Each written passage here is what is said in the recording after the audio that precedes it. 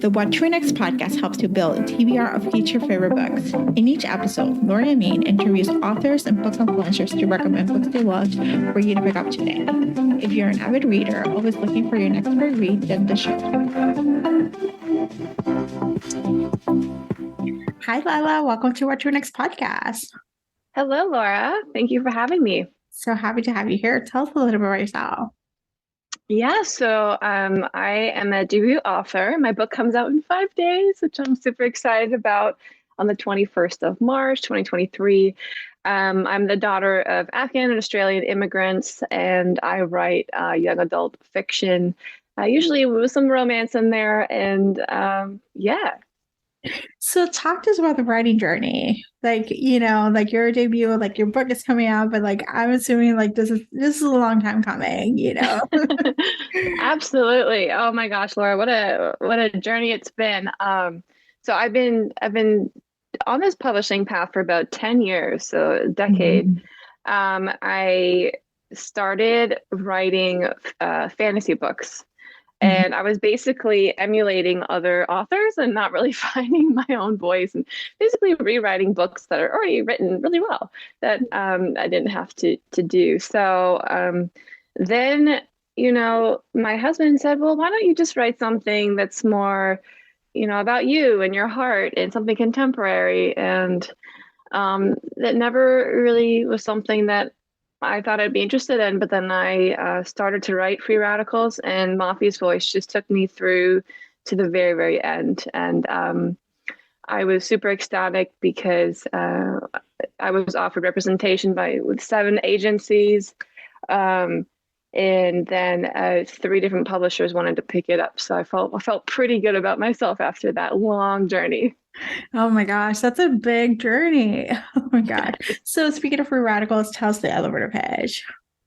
Yes. So 16-year-old Mafi, she basically is this vigilante at school, and she tries to right the wrongs that her classmates have been doing secretly.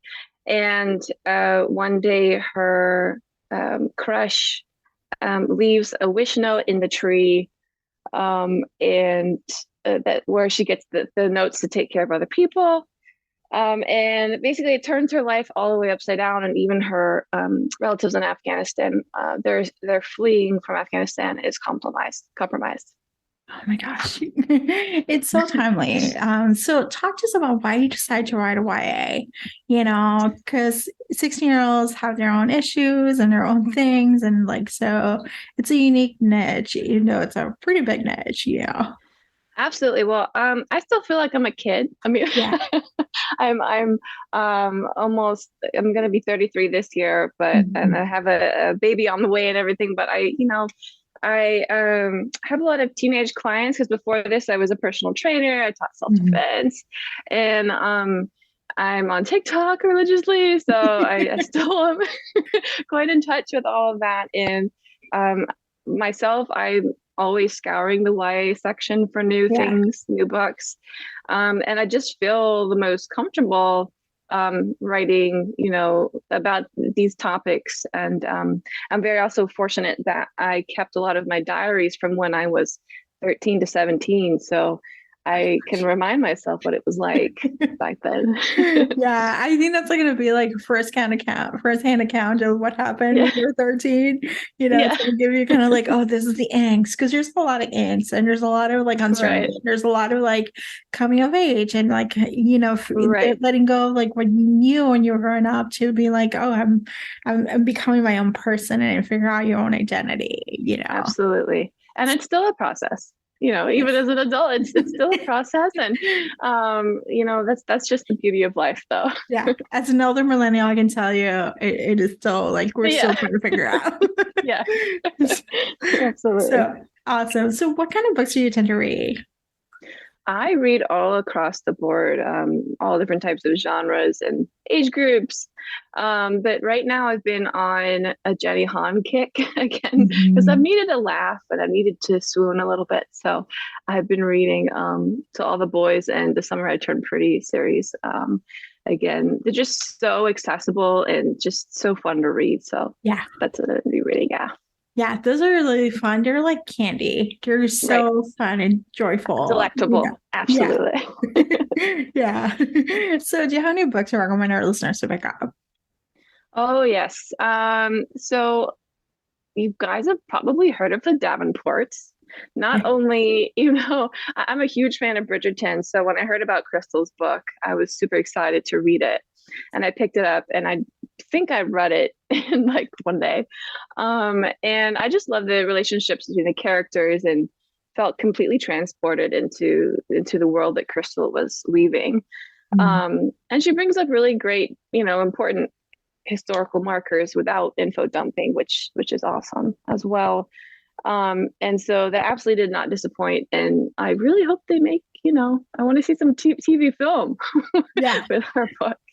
And the other thing is, like, not only is Crystal an incredible author, she's just such an amazing human being and such a great literary citizen, and she's always uplifting everyone around her. So I'm always going to be mentioning her name in every room, even though she doesn't need the mention. She's she's across the world. She's being talked about. But yeah, absolutely, A plus plus plus. Also, All My Rage. I mean, Sabaa Tahir, one of my idols, and she wrote absolutely beautiful book that gave me all the feels, all the different emotions, and was a National Book Award winner. And if readers haven't picked it up yet, really anyone can find something to love in that novel.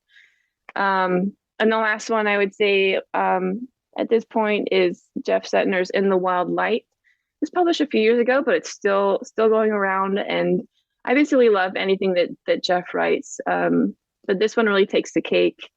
I just love the way he writes complex teenage relationships, and he doesn't shy away from the hard stuff and the tough stuff that teens undoubtedly go through. So he also is another recommendation. All his books, really. These are great recommendations. So Lila, tell us where we can find you online. So online, I'm on TikTok, too much, at Lila Riesen, Instagram, and Twitter, and all of those are just at Lila Riesen. So, and it's RIE. Awesome. So people are a little confused. Yeah. Thank you, Lila, for being on the show. Thank you so much for having me. If you enjoyed this podcast, feel free to share with friends, subscribe, rate, and review the show. This is the easiest way to support the podcast. For a list of books mentioned and other romance recommendations, please visit whattoreadnextblog.com. Did you know you can purchase audiobooks directly from your favorite local bookstore? With Libro.fm, you can pick up more than 250,000 audiobooks, including bestsellers and recommendations from real booksellers. You'll get the same audiobooks at the same price as the largest audiobook company, you know the name, but you'll be part of a different story, one that supports your local community. If you're new to audiobooks, there's a perfect way to squeeze into more reading into your busy life. Listen with the free Libro.fm app while you do your chores, walk your dog, relax at home. The What to Read Next podcast has a special offer for our listeners. Get 2 audiobooks on Libro.fm for the price of 1 with your first month of membership. Use code What to Read Next. This offer is only valid for new members in Canada and the US. Thank you so much for listening and have a great day.